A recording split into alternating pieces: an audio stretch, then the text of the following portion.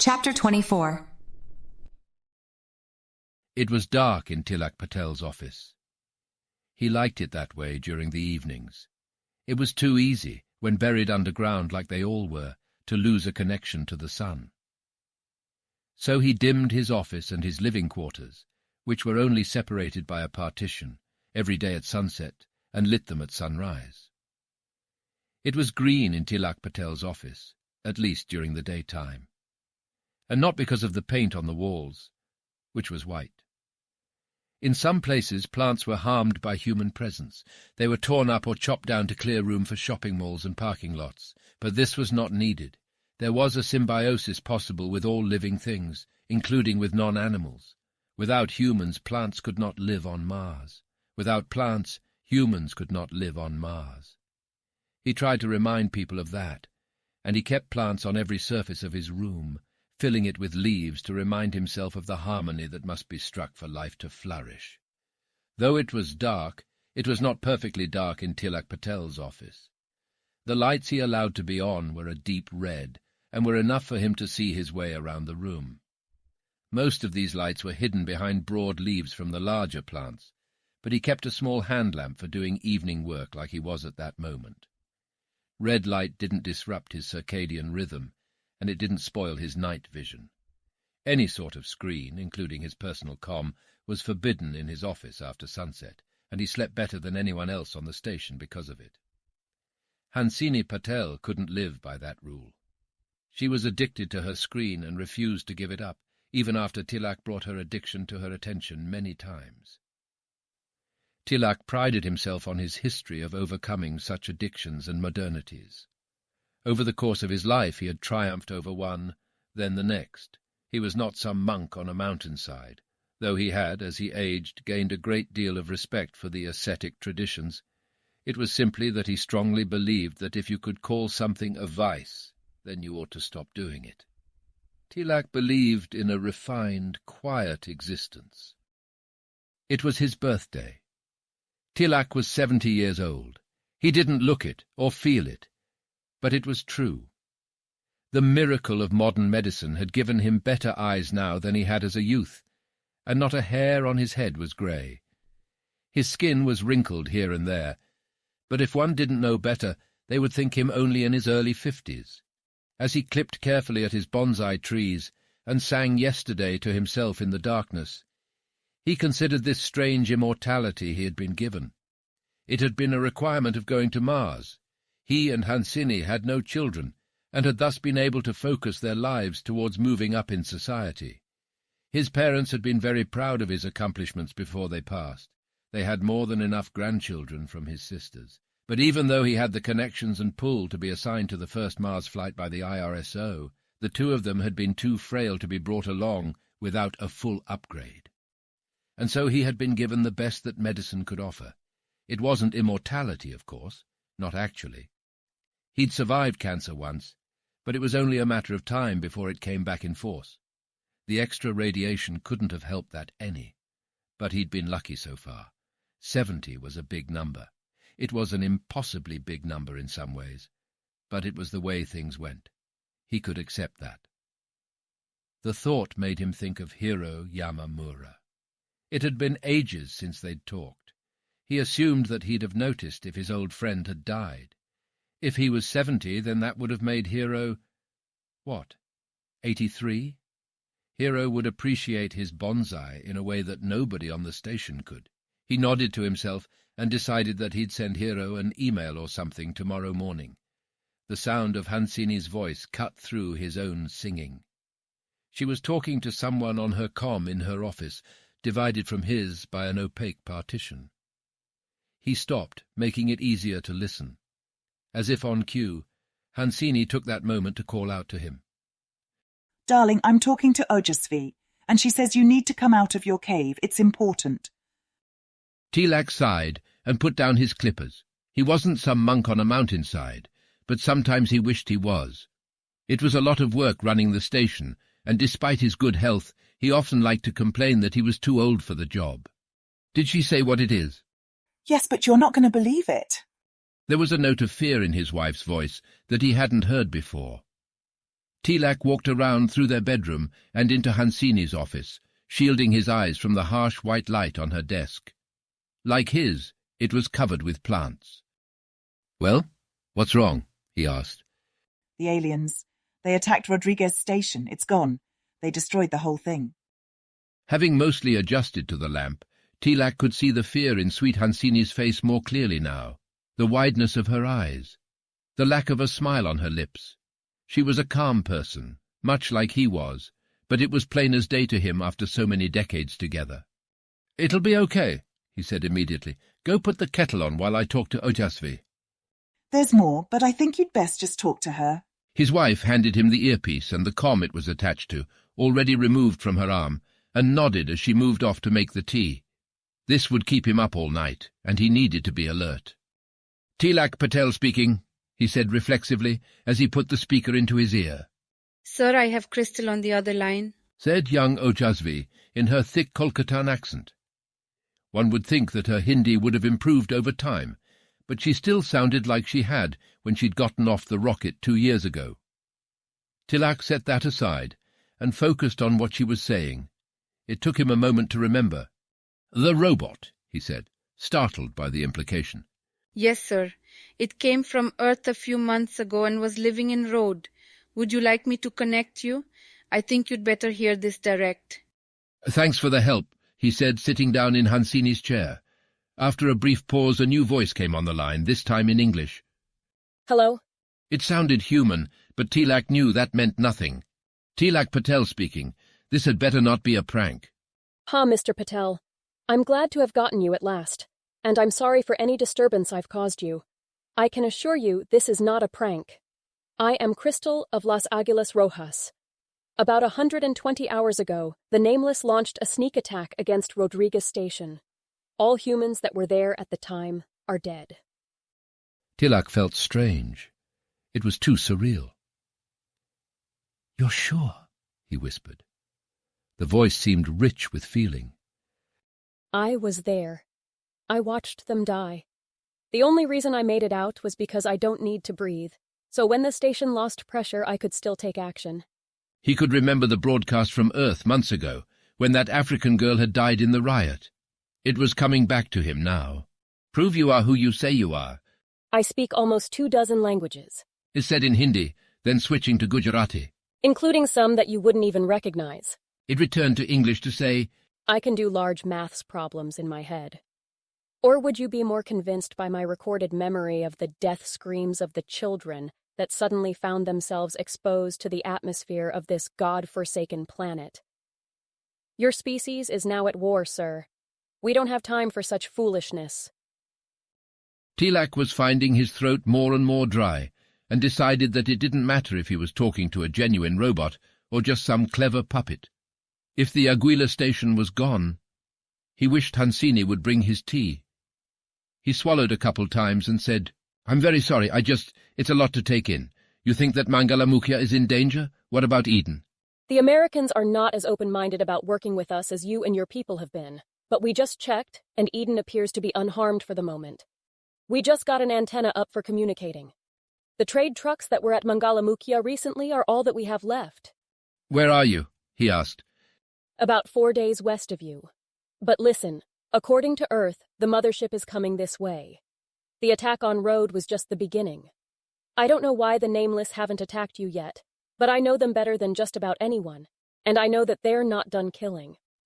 My guess is that what little resistance we were able to put up at Road has them wanting to join up with their main force for safety.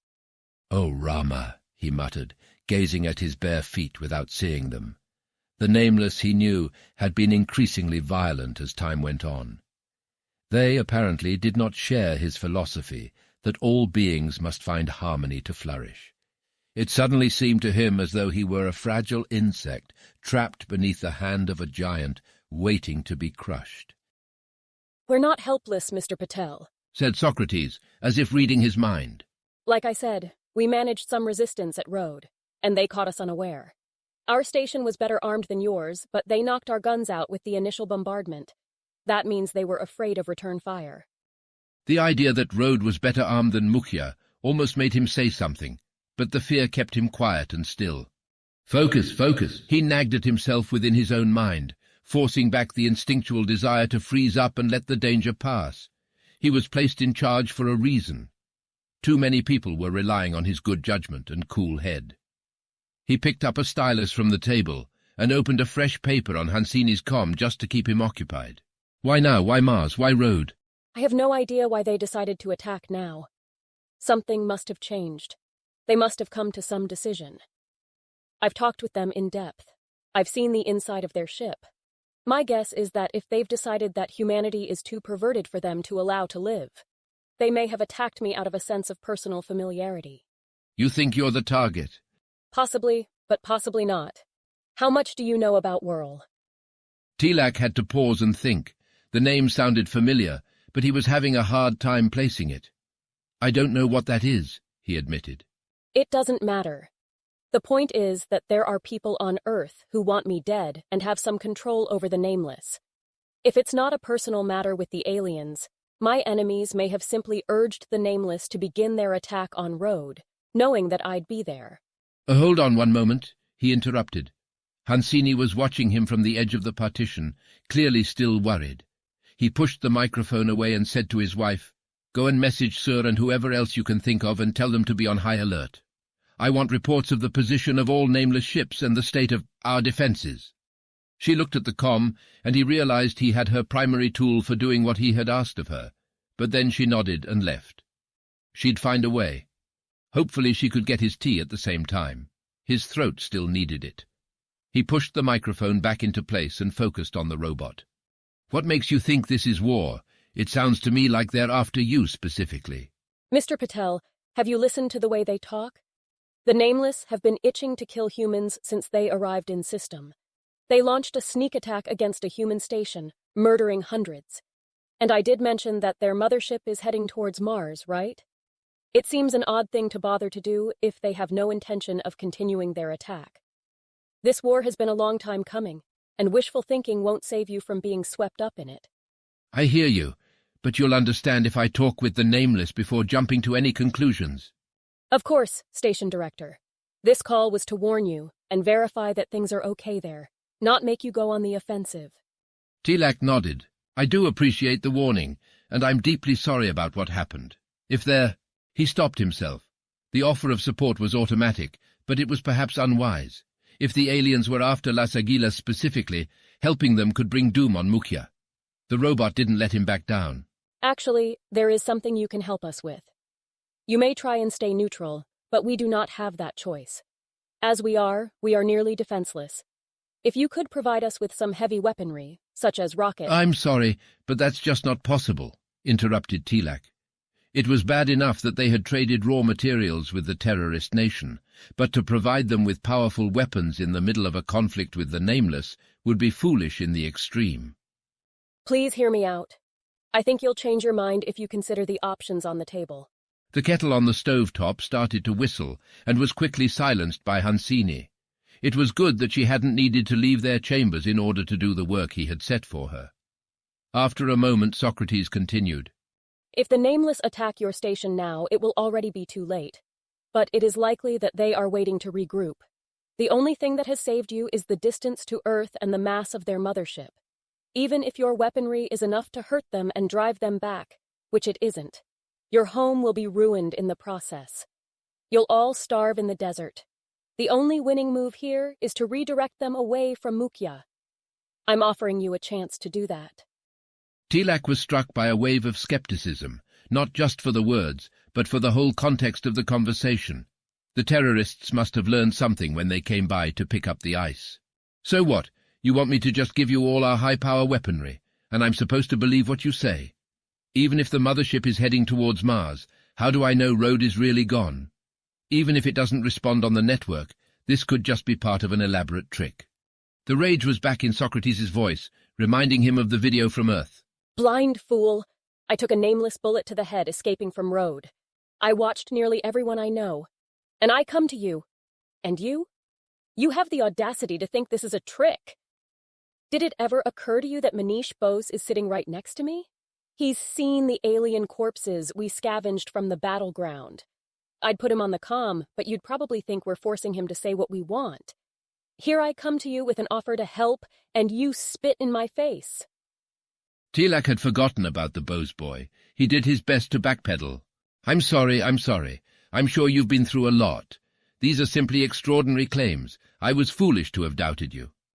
A part of him still thought it could be a trick, but it was almost guaranteed that Manish would talk to his parents over video, and his testimony, along with visual proof of the alien bodies, would settle things. Though, if Manish knew more than he should have... I'm sorry for snapping at you. This has been harder for me than I would have thought possible, said Socrates with deep sincerity. With a flash of insight, Tilak figured it out. Socrates was a puppet. He had been since Earth. There was simply no way he was talking to a robot right now. Las Aguilas Rojas were a band of outlaws and charlatans. They were trying to deceive him, though it wasn't clear why. Perhaps with Road destroyed, they wanted to make sure he or others thought that Socrates was still in their possession. Remembering himself, he said, "Even given that what you say is true, I cannot provide you with weapons.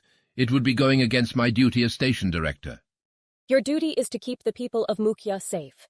If you refuse our offer, you'll be refusing a chance to protect them. Please, Mr. Patel, let us draw the aliens away. Even if we can't manage to win, we'll give you more time for your people to work something out. His mind was made up. This whole scenario was too suspicious.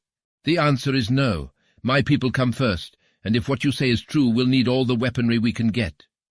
He didn't bother to mention the implication if the whole thing was a lie.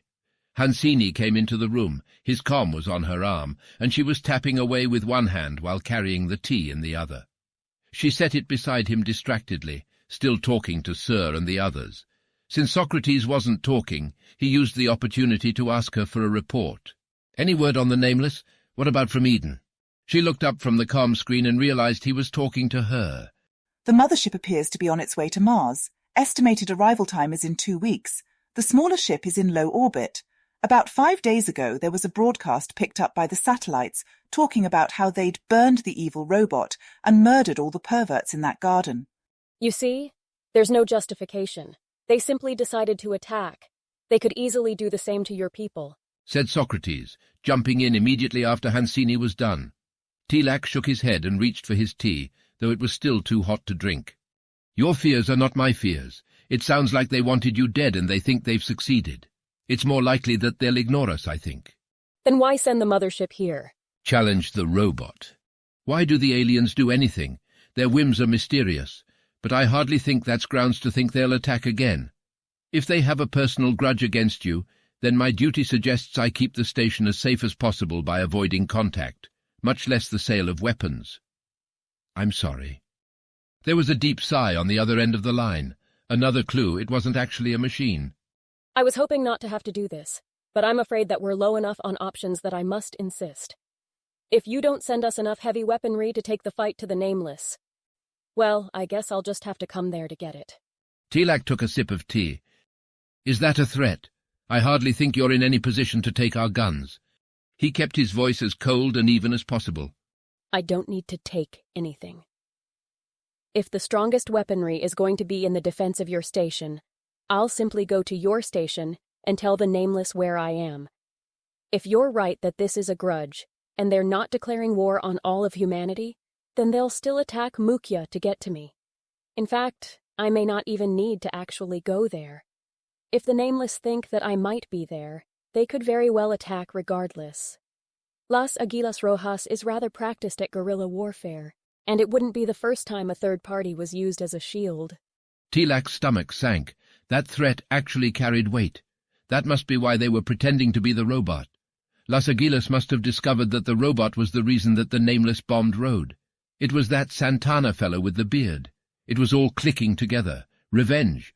Santana wanted revenge, and he was willing to use Mukhya to get it. All it would take to get the Nameless to attack a place would be to claim that the robot had escaped and was hiding there. The voice that called itself Crystal spoke up again. I don't want to make you an enemy, Mr. Patel.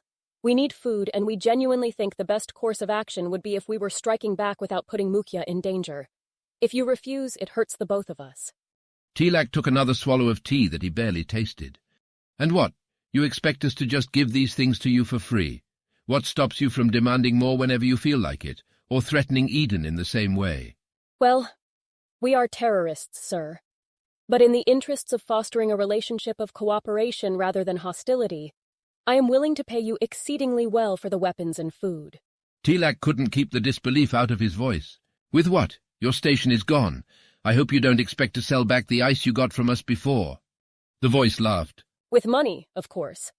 I know that it's not particularly valuable out here, but perhaps you can use it to buy some emergency rocket flights to Earth.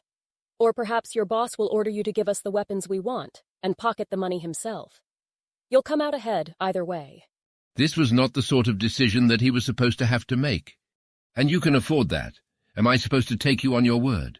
No. Here, I will send you a coded message. If you contact Earth and send...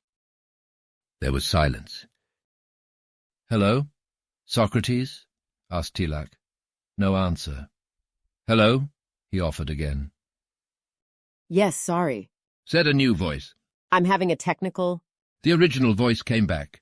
Terribly sorry. Please give me a moment to get my thoughts in order. Tilak sat, wondering what could possibly be going on. It occurred to him that, despite having been told that Manish Bose was right there, he hadn't heard any background noise or talking on the line. Don't, Said a high-pitched voice, ever so briefly. What in the world is going on over there? He asked. Were they fighting over the controls to the puppet? Perhaps Manish was a hostage after all, and had broken free. There was no way to know. After a couple of seconds, the original voice came back. I am very sorry, Mr. Patel. There was a brief technical problem with the equipment on my end. We've dealt with the software which was in the way. As I was saying, if you can contact Earth, simply have someone there send a trivial quantity of kibsihi, along with a message to a specific address, and everything will work itself out. Tilak paused, wondering whether he was being used. This all seemed very suspicious. What is kibsihi? It's the primary unit of currency in Indonesia, and most of the rest of Southeast Asia. It's a cryptocurrency that got a lot of press in 2008. It came back to him. Ah, yes, the scandal with President Gore, I remember now. People still use that? I thought it was a pyramid scheme. Some people got rich off the crash, but, as I said, it's still popular in some parts of the world. It's anonymous and impossible to shut down, so Las Aguilas Rojas uses it for fundraising. If you can find someone on Earth that has any, all you have to do is send some to the right person with the right message, and you'll have all the money you want. What's the message? He asked, still skeptical. You'll need to write this down. Or better yet, I'll simply text you the whole thing. It's in code and won't make any sense to you. You want me to pass on an encoded message to some unknown person? He said, trying to convey the ridiculousness of the request. And you expect that to change my mind? Yes, there's no rational reason to be paranoid, Mr. Patel. The recipient needs to get it in code or they won't trust it. The message will simply say that I need them to send you money in return for your weapons. A ping showed up on the comm from an unknown sender, presumably the terrorists. He read just the first couple lines. Send any amount of kibsihi to 1 PLTJ3JX9, QFK 3Q6 Aoensk 5 Kenykf Yikvi with this message. 20, 34, 17, 40, 26, 43, 31, 77. Junkies are the rubicund footplate of eaglet livelihood. The chloroform jewelry tinderbox of generalities completes superimposed weather vane anorexia. Minimization of... It went on for another 10 lines or so without any discernible rhyme or reason. Despite the nagging doubt in his mind that he was being a fool, he agreed to send it and contact Crystal when there was a response. It would placate the terrorists for a while, and he could claim technical problems if they needed additional time. He expected that the next few days would be filled with meetings both with the station staff and time-delayed conferences with Earth. Such was his duty. The response from the coded message was faster than he expected, though it was the following morning. Tilak had managed to get a few hours of sleep, but he felt awful, even after his tea. Too used to sleeping long nights, perhaps. Someone in Sriharikota or Bengaluru had managed everything with the kibsihi, so his work had only consisted of meeting with the department chiefs, getting everyone on the same page regarding emergency protocol, clearing the following day's activities so they could get the entire station briefed on the news, and engaging in a grueling 2-hour call with Simon Gillingham, the captain in charge of Eden. He didn't dare talk to the Nameless so soon. With the mothership still weeks away, it would only risk the station. The news came from his boss, an obnoxiously emotional man half Tilak's age named Sudhir Lal. On Earth, Tilak probably would have had more power and influence, but Lal had the weight and authority of the ISRO behind him, and one did not simply bite the hand that sent resupply rockets. "Old Tilak, I bow to you. How are you doing?" Greeted Lal, smiling broadly into the camera. He quickly switched to English, but his jolly demeanor didn't change. "I'd let you respond, but you know how it is with time lag. Listen, I know you were not so sure about this coded message business, but it's all worked out, okay? The Gilas weren't lying about that. I want you to give them all the weapons and food you can spare, okay? Actually, just give them all the weapons they asked for, even if you don't want to be unarmed. You can trust them, okay?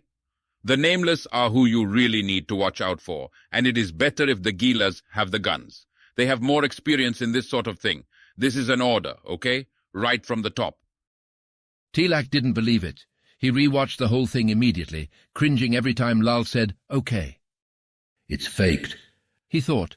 Lal seemed like himself, though, and it came through encrypted channels. There was no way the Aguilas on Mars were simulating it. But perhaps. It was nice that Earth and Mars were as close as they were at the moment. It meant only a little more than a 6-minute time delay on the communications, one way. After a little thought, he sent a response. "What you are ordering is mad. As station director, I demand to see proof that you haven't been compromised. Get Chairman Desai on the call. I want to hear it from him." Tilak used the response delay to order Hansini and Tata into his office. He wanted their advice on the situation. The response from Earth came before Hansini and his second-in-command could get themselves out of the meeting he had previously delegated them to. Lal's jovial expression was gone and was replaced by a sour-looking face. "Listen, Tilak, I like you, but don't be a fool, okay? You're really in a bad spot if the aliens attack. There was a big meeting, and we decided that if Earth goes to war, we just can't risk trying to rescue anyone from Mars. It would take years and more resources than we have. You need to keep the Nameless from attacking you, and the best way to do that is have the Gilas draw them away and fight it out." He waited for his advisers before responding. When Hansini and Tata showed up, they listened to the exchange. Tata thought that complying was the right thing to do, but Hansini was hesitant. Both of them agreed that it was best to get more proof that Lal wasn't an Agila spy or something. This was not a decision to take lightly. He had to fight down the urge to shut the whole conference down and spend the day with Hansini, trying to forget the whole business. It was clear that the fear was hurting her more than him. She hadn't slept all of last night. But no, his first duty was to the station. "It's exactly because we're vulnerable that I want to work things out with the Nameless, rather than give weapons to the terrorists and make the situation worse. We'd be picking sides in a fight we can't win. But all that is beside the point. I asked for Chairman Desai, not some evasion." Tata thought it a bit much, and on one level Tilak agreed, but Tilak also knew he had to be firm with Lal. His boss wouldn't take him seriously if he was calm. The waiting was the hardest part. Once the message had been sent, there was nothing more to do for at least 13 minutes, and usually closer to 20. Tata occupied himself on his comm, while Tilak started a game of Go with his wife. They played regularly ever since they had remarried following his sojourn in Japan. She wasn't nearly as good as he was, but with a handicap they made it interesting. "Damn it, Tilak," started the response from Lal. "The decision was already made. The Nameless won't have a clue where the Gilas got the weapons, and if the Nameless wipe them out, then you can claim all the neutrality you want and pray that they're just after the robot. Holding on to those guns won't do you any good, okay?" His response was short and swift. They were in agreement that this all seemed too suspicious. "Get me Chairman Desai, or there's not going to be a deal. I'm not going to give weapons to terrorists and leave Mukhya vulnerable." He lost to Hansini, but there was no joy in the defeat. He was distracted, and so was she. He put an order for lunch into the kitchen and let Tata know that he'd ask for his advice over the network if he needed anything else. Now by themselves, Tilak Patel and Hansini Patel started another game. It seemed like there was nothing to say. The response was a full half-hour later, and they were mid-meal. Tilak set his aloo bangan aside and watched Lal's sour face fill the screen of his workstation. "Tilak, I hope you understand that you're not winning anyone over with this stubbornness. I talked things over with the people here, and I got you someone even better than Desai." Tilak watched his boss push a button on his comm, and the picture changed to show another man. Tilak recognized Manu Arush immediately. The actor-turned-politician was just as handsome as he had been on screen, with his characteristically manly jaw featuring the stubble which the man was famous for. Like Tilak, Arush was defying time through medicine. He had to be, for there was no other explanation for why a man in his 50s should continue to look exactly like he had decades ago. Tilak wanted to let the man know that he recognized him, but of course this was impossible over such a great distance. Tilak Patel, namaste. I was the one who gave the order to Chairman Desai, who ordered Sudhir Lal, who ordered you to provide help to your fellow humans in striking back against the aliens that murdered their families. I trust that you know who I am, and believe me when I say that I have the interests of all of India at heart. I feel your fear out there, with no one but yourselves to rely on. I don't know if you're a religious man, Mr. Patel, but I am Hindu. I have prayed and will continue to pray to Vishnu that everyone out there remains safe from harm. But please believe me when I say that now is not the time to withdraw and refuse the requests of your own kind. It may not feel like Las Aguilas Rojas are your people, but they are. The nameless have shown that these petty labels that divide us are not what matter. What matters is that we all have human blood flowing through our veins. We all speak, trade, love, and make art. These aliens must be stopped, and for that to happen, mankind must unite and we must trust each other. The leader cleared his throat and looked around before returning his eyes to the camera. Please keep this to yourself, but with news from Mars hitting Earth today, there will be an emergency meeting of the United Nations. I have very good reason to suspect that Earth will declare war on the Nameless within the week.